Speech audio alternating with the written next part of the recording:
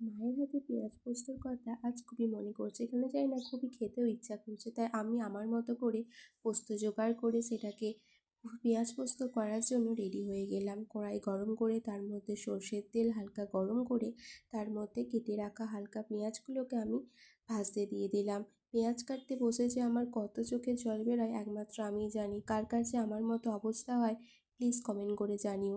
পেঁয়াজগুলোকে হালকা ভাজার জন্য আমি বসিয়ে দিলাম। যতক্ষণ না লাল লাল রং হচ্ছে ততক্ষণ ভাজতে থাকবে তোমরাও। সামান্য নুনও ছড়িয়ে দিলাম যাতে পেঁয়াজটা তাড়াতাড়ি বাদামি বর্ণ ধারণ করে। সাইডে আমি মিক্সিং বলে বসিয়ে দিয়েছিলাম পোস্ত, আদা কুচি এবং সামান্য কাঁচা লঙ্কা। তোমরা যদি ঝাল বেশি খেতে পছন্দ করো তো তোমরা বেশি লঙ্কা অ্যাড করতে পারো। যাই হোক, আমি ঝাল কম খাই তাই দুটো লঙ্কাই রেখেছিলাম।